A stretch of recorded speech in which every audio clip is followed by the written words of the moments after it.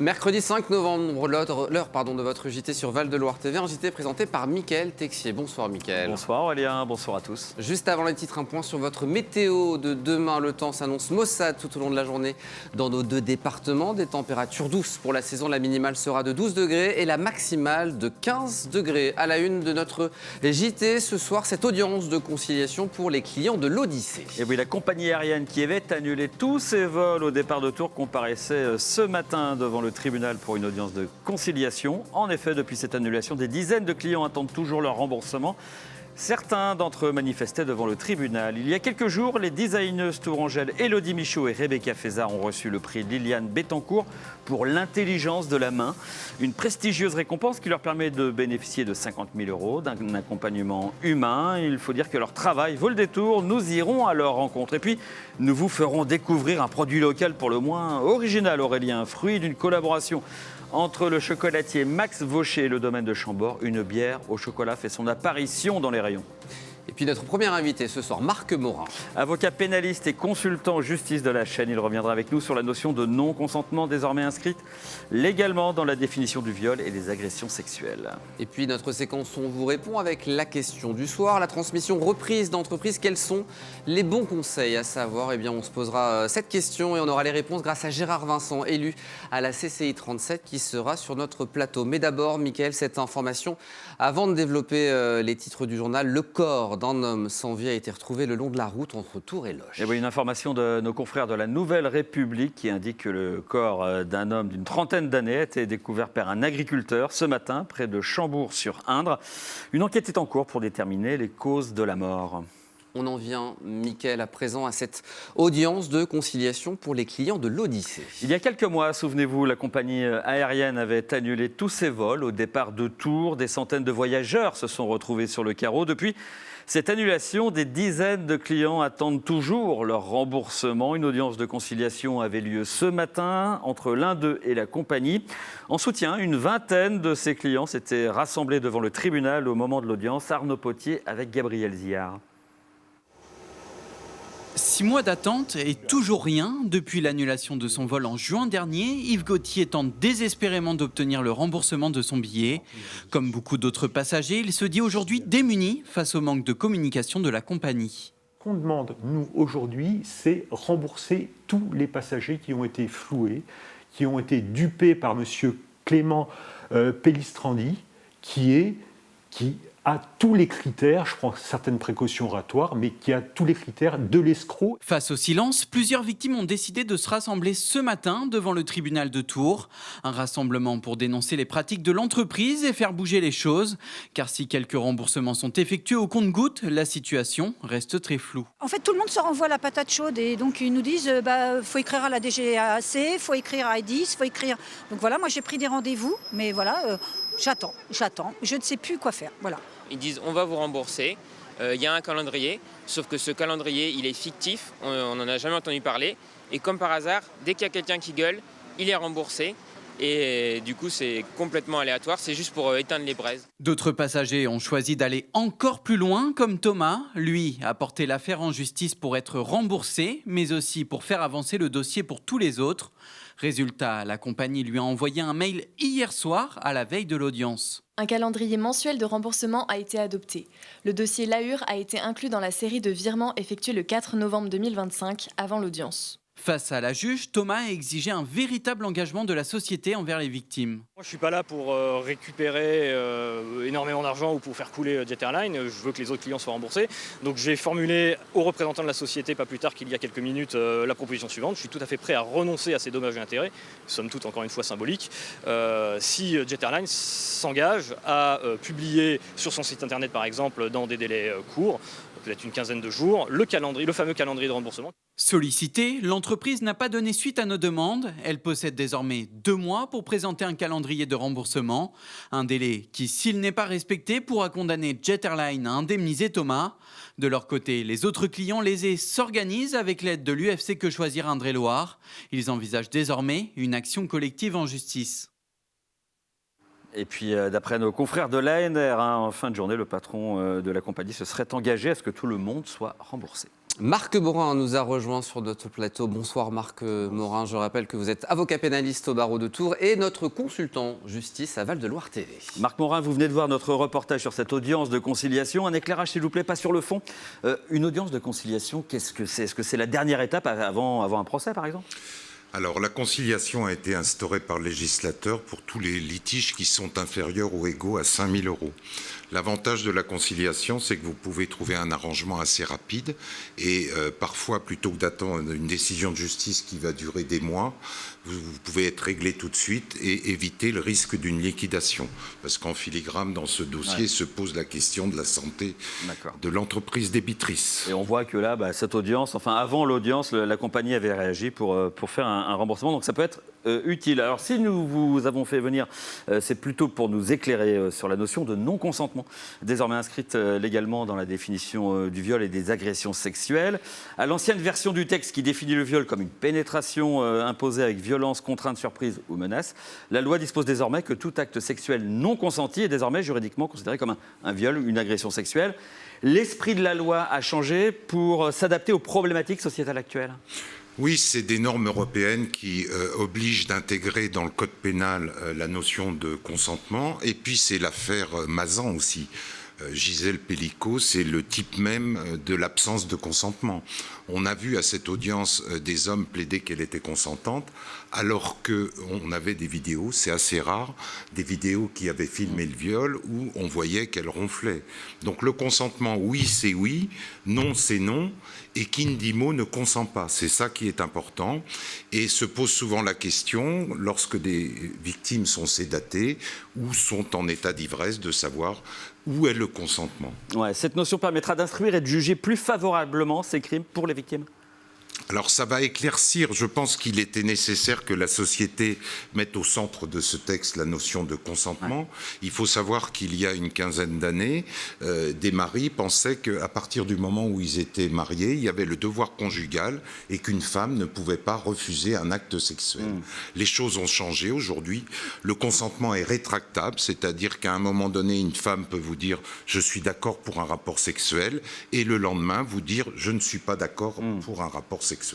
Selon le ministère de la Justice, en France, 86% des plaintes pour violences sexuelles seraient classées sans suite. 0,6% des viols ou tentatives ont donné lieu à une condamnation, c'est pour des chiffres de 2020.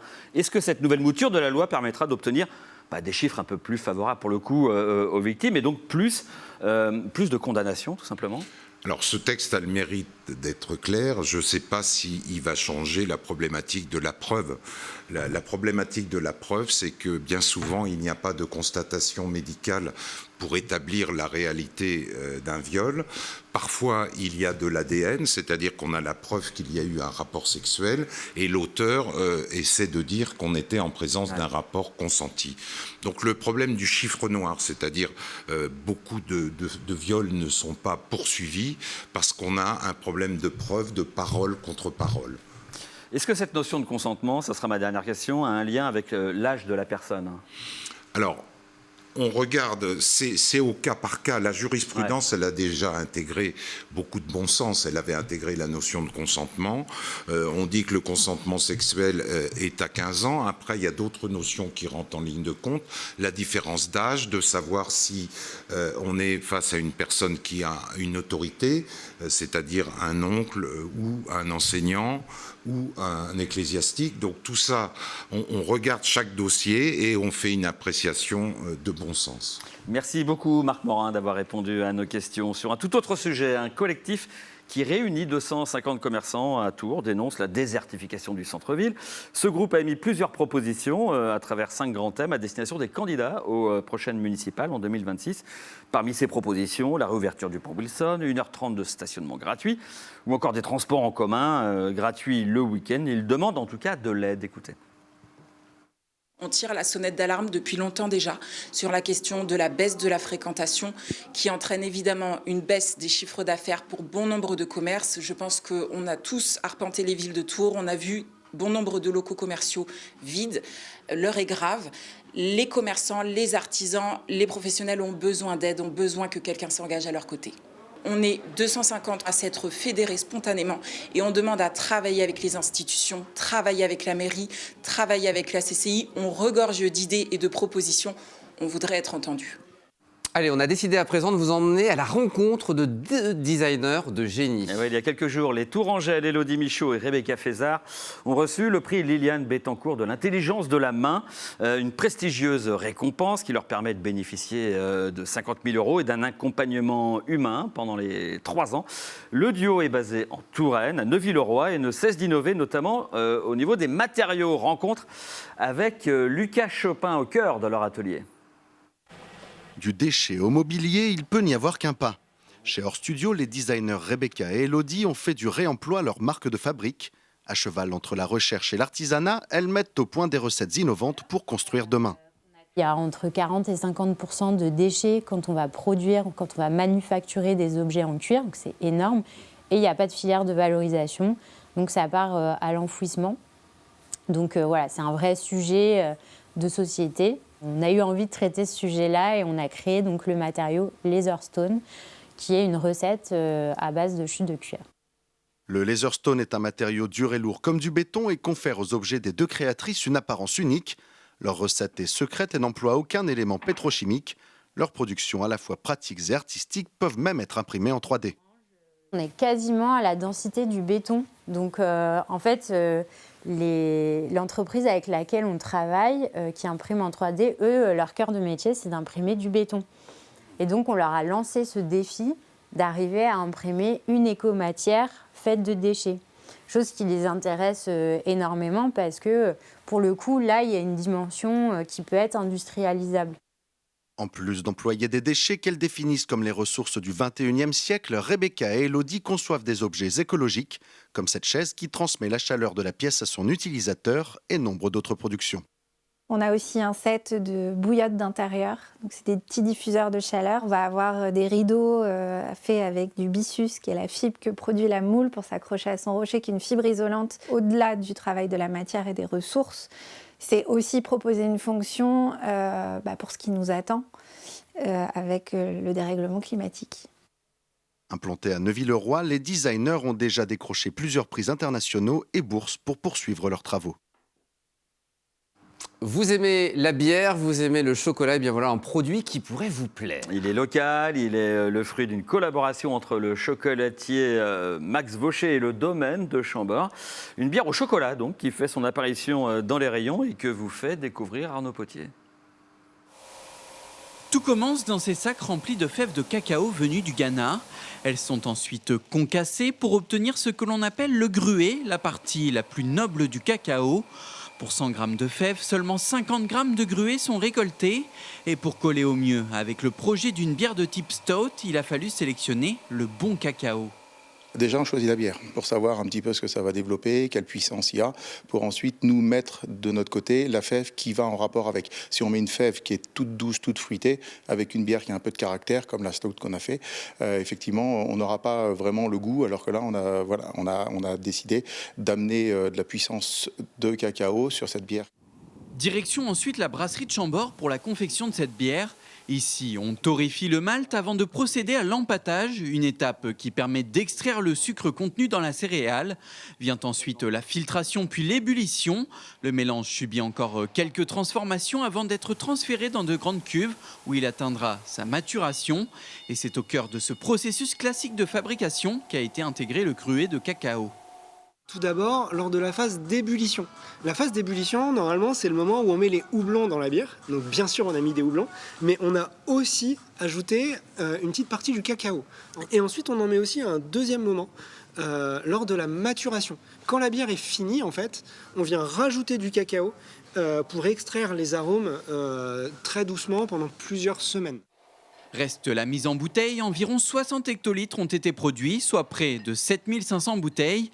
Avec ses notes chocolatées et sa mousse obtenue avec une gazéification à l'azote, cette bière se déguste à l'apéritif, mais aussi de manière plus originale. On va s'inspirer de la recette du café affogato, qui est normalement fait avec du café et de la glace à la vanille. Donc ici, je vais faire ça avec cette stout qu'on va verser dans la bodega avec de la glace à la vanille. Une première collaboration entre la brasserie de Chambord et le chocolatier Max Vaucher qui pourrait bien se renouveler, peut-être cette fois avec un autre type de bière. Et ça y est, Mickaël, malheureusement pour vous, il n'y a plus de place pour la première édition de l'Ironman de Tours le 14 juin prochain. Eh oui, malheureusement pour moi, vous me connaissez si bien. Au total, 3400 athlètes seront au départ. Parmi eux, plus de la moitié viendront des 4 coins du monde. Ce premier Ironman Tourangeau, après une édition 2025 d'un demi-Ironman, affichera également un taux record de participation féminine, avec 13% d'athlètes femmes prêtes à se challenger sur un parcours rapide qui se clôturera par une ligne d'arrivée 100% en intérieur.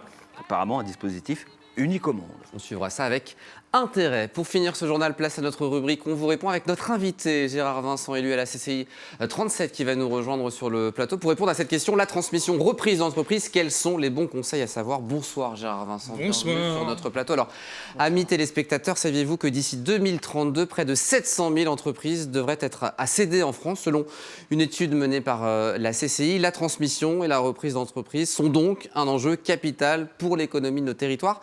Gérard Vincent, souvent les dirigeants n'anticipent pas suffisamment ce moment crucial. C'est quoi le délai idéal pour commencer à préparer justement cette transmission d'entreprise? Alors, vous avez tout à fait raison. L'anticipation, c'est vraiment essentiel. Je dirais qu'un chef d'entreprise doit commencer à penser à sa transmission 5-6 ans avant le moment où il pense prendre sa retraite. Après, ça va s'accélérer, mais il y a toute une préparation à faire. Et déjà dans cet état d'esprit, 5-6 ans avant, c'est bien. Quand le délai, du coup, est précisé, c'est quoi les grandes étapes qu'il faut retenir pour, justement, valoriser son entreprise et puis trouver le repreneur idéal? Trouver le repreneur idéal, est-ce qu'il existe? C'est le plus difficile.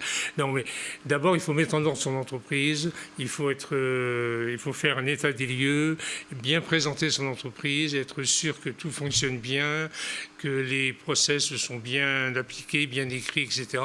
Donc, il y a toute une mise en ordre à faire. Et puis, il y a une valorisation, bien sûr, à faire de son entreprise. Et là, il y a des spécialistes qui sont là pour les aider. Et la CCI accompagne, les CCI accompagnent justement les chefs d'entreprise dans cette étape de mise en ordre en fait, de l'entreprise. Faire pas un audit réel, mais voir si l'entreprise on est les prête aide, et on les aide et on va même jusqu'à les aider à faire la fiche de présentation de l'entreprise. Vous les aidez aussi à ne pas faire des erreurs. Est-ce qu'il y a des erreurs courantes qui vous reviennent et qui sont, j'allais dire, fatales justement, ou qui complexifient justement cette démarche? Les erreurs courantes, c'est le chef d'entreprise qui déjà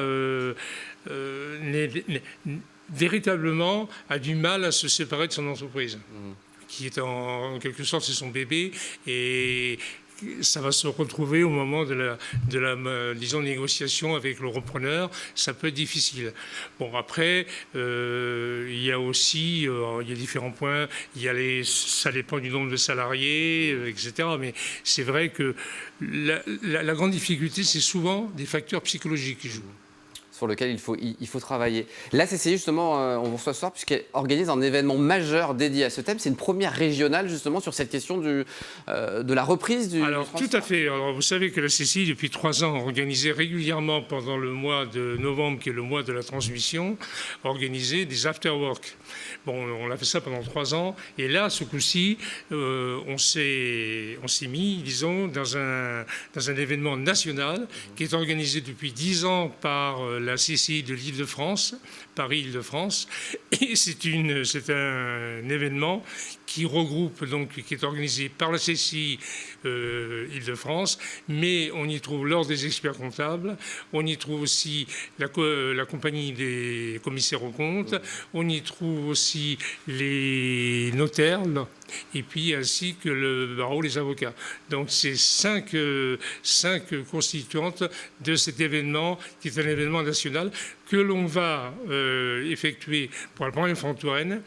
Ce sera le 24 novembre, de 9h à 17h. Le 24 novembre, toute la journée. Mmh. Donc il faudra être là de bonne heure, puisqu'à partir de 9h15, nous aurons un duplex, et normalement nous aurons le ministre des PME, PMI qui sera en ligne pour nous parler de la transmission et des bienfaits de la préparation. Donc si vous êtes intéressé, que vous posez la question, vous, cher chef d'entreprise qui nous regardez ce soir, touraine.cci.fr pour les informations. C'est une sacrée journée. Hein. C'est une journée avec 16. Alors, oui, il y aura. Il faudra être courageux. Il faudra être courageux, non mais surtout, il faudra envie d'aller chercher tous les renseignements dont on a besoin. Donc on a 16 conférences, on a 24 stands, parce que là aussi les experts pourront recevoir les cédants et les repreneurs. Et puis surtout, ce qui est important, c'est que nous assurons aux cédants qui le souhaitent la confidentialité. Parce que là aussi, on sait bien qu'en matière de transmission d'entreprise, la confidentialité est importante. On renvoie... C'est un gros événement et on espère avoir beaucoup de monde. 24 novembre, 9h-17h, CCI Touraine, touraine.cci.fr. Transfert. Transmission d'affaires. Transfert, le rendez-vous, la transmission reprise d'entreprise. Merci beaucoup, Gérard Merci Vincent, d'être venu sur notre plateau. Avant de se quitter, rappel de la principale information. Oui, le corps d'un homme d'une trentaine d'années a été découvert par un agriculteur ce matin près de Chambourg-sur-Indre, le long de la route entre Tours et Loches. Une enquête est en cours pour déterminer les causes de la mort. Une information de nos confrères de la Nouvelle République. Merci Mickaël, c'est la fin de ce journal. Dans un instant, la suite de vos programmes. Et nous, on se donne rendez-vous demain dès 17h50 pour un nouveau numéro de Val de Loire en direct. À demain.